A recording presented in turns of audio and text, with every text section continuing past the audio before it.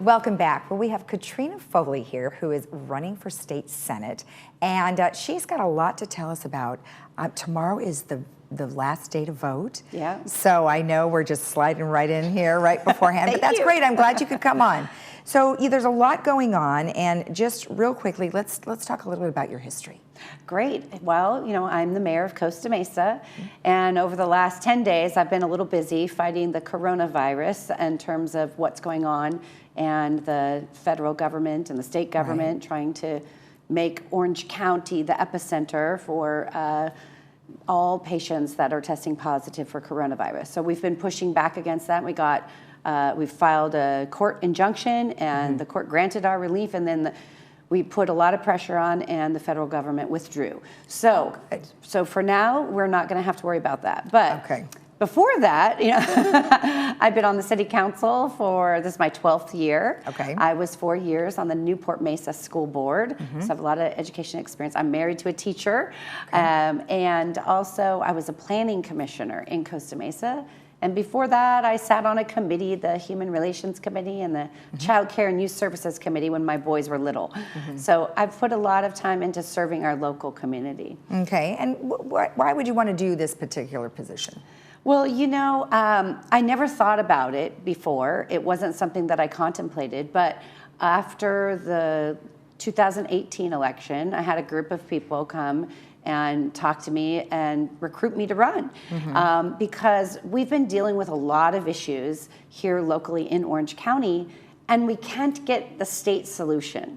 And a lot of times, I know as mayor of Costa Mesa, we come up against some law that's a state law that needs to be changed in order for us to fix a local problem. Sober living home reform is a good example. You've probably read a lot about it in the Orange County Register. There's a lot of sober living home abusive operators who are recruiting people from out of state, taking advantage of them, and then kicking them out into the curb, exacerbating our homeless crisis. Oh, man. So I've been working on that legislation with Katrina, who's our assemblywoman, and we just can't, we got to get some more people in the state legislature. We keep getting killed in Senate Health Committee. Got it. And so then also working on the coronavirus as a good example. The state level response was, in my opinion, not very good. And so we've got to fix that. Homelessness should be all of our top priorities, and that requires a state intervention, funding, allocating the money that's already identified for this. It needs to get pushed out to the cities and local communities. So there's a lot of issues that I'm working on at the local level that we keep getting blockages at the state level. So that's why I want to do it. So you'd be kind of like an insider type of thing, right? To help promote. I like that. And I always like to say that people don't really know what a state senator does. It's like the mayor of all the cities that are in the state district. And so we have cities, we have Laguna Woods, Laguna Beach, Newport Beach, Costa Mesa, Irvine, southern part of Huntington Beach, Tustin, Orange, Anaheim Hills, Lake Forest, Foothill Ranch, and Villa Park. It's a giant district. But as the state senator, you're sort of like the mayor of all those cities. You can help all the mayors in all the cities with their budget. You can help them all with their legislative priorities. And then you can use the influence of us being a senator, one of 40, in a state that is the fifth largest economy in the world, to make things happen in Orange County. We just don't have that right now. So is that one of the reasons why, I mean, obviously it's one of the reasons why you're running, but would you say that the current person who's in there at this point is really not helping disseminate the funds? Oh, he votes no on the budget. And so by voting no on the budget, that causes us to not get any funding on the Senate side. I see. The clear comparison as to what we could be getting is the prior assemblyman who Katrina replaced always voted no on the budget as well. I see. We got no money on the assembly side. This last year, just in 1 year in office, she brought back $18.5 million into the district. Wow. In Laguna Woods, it contributed to a new library. It makes it ever. In Costa Mesa, where I'm mayor, it was $1 million towards one of our community centers and parks. In the Orange County Fire Authority, she brought back $4.5 million for some technology for wildfire prevention. 2.9 million for veterans, homeless housing. I mean, the list goes on. Yeah. Imagine if you had a senator and an assemblywoman both bringing back money for the district. You'd more than double it. Exactly. Well, that's awesome. And, you know, let's talk a little bit about some of the issues that, you know, there was, you say to some pieces that may have been in the I guess, in the mail. Yeah. So tell me a little bit about some of those. Well, you know, one of the loopholes in the campaign reforms, finance reforms of the last election is they still left a loophole to allow dark money to fund negative campaign hit pieces and not have to be accountable. So what's been happening is there's hundreds of thousands of dollars going into funding these negative campaign mailers. And frankly, the way they're describing my record of service, it's almost like it's a completely different person. There's a person over here that is not me. And it is the exact opposite of my positions. Okay. They're blaming me for laying off employees, public safety, firefighters. I wasn't on the council at the time that happened. I see. In fact, I was part of the team that fought against that. You know, I was on the school board, but I still helped the community. Right. They are accusing me of voting against senior services, child care and youth services. If you look at the minutes that they even put on the mailer, I actually voted no. And so they've just flipped my entire record of service. Okay. And, you know, I think it's terrible. It shouldn't be allowed that you can just flat out lie. Right. So, you know, I called 911 and the firefighters came to the rescue.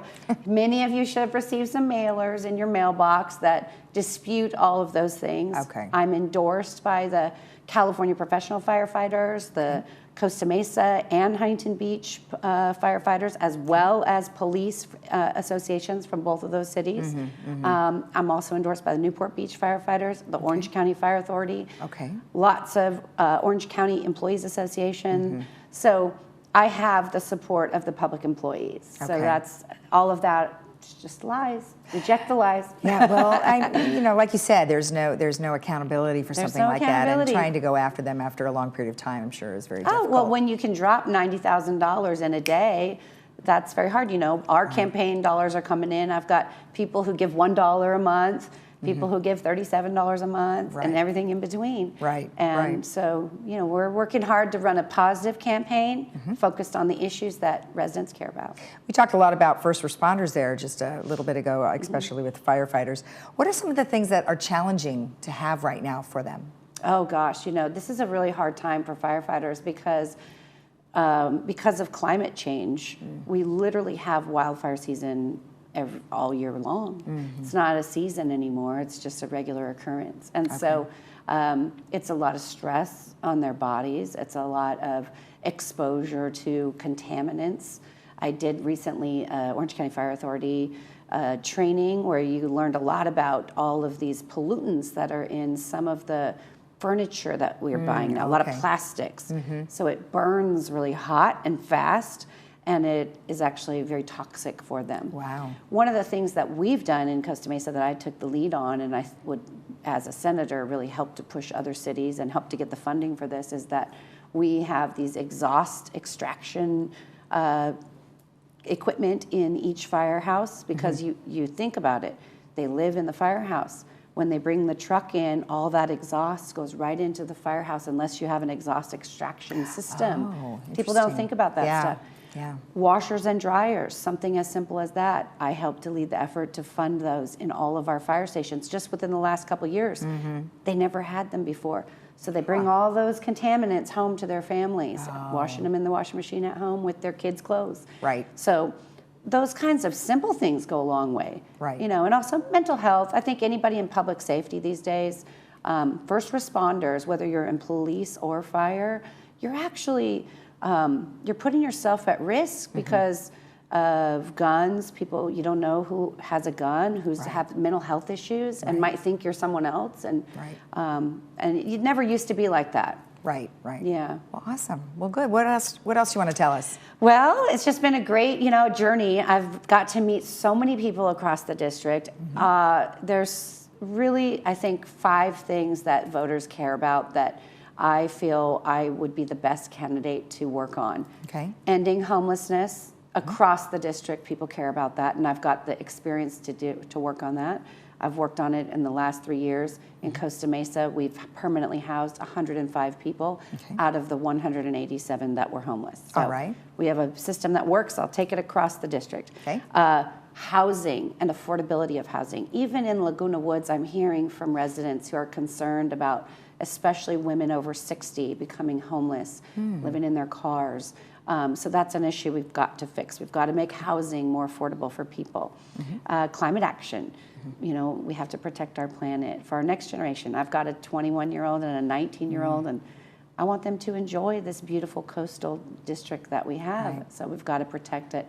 And that's also why big oil is attacking me. You know, all these hit pieces are coming from Chevron. I see. I oppose offshore oil drilling. So. Okay. Okay. Yeah, and then I think also jobs, making sure that we have good quality jobs so that people don't have to work 4 jobs to make a regular living and to pay their rent and take care of their family. And then finally, healthcare. You know, healthcare is a very big priority in this state. I've got my 93-year-old grandmother and my 73-year-old mom living with me. Wow. Yes. You're from the sandwich family. Yes, we got Heard 4 about that. generations in our house. So we know that healthcare is an issue for seniors. And you have limited income, half of it shouldn't be going to pay for prescription drugs. All right. So I'll work on all those things, and I would be honored to have the support of the community, and I'll continue to do my best to work hard for you. Perfect. Well, thank you so much. Thank it was very, you. very nice to Great meet to you. meet you. And good luck tomorrow. It's a big day. All right. And if you guys would like additional information, you can always look up Katrina Foley on the internet. I'm sure her name is very easy to find. And don't forget to vote tomorrow. That's the 3rd. And you have voting centers all around. We'll be right back.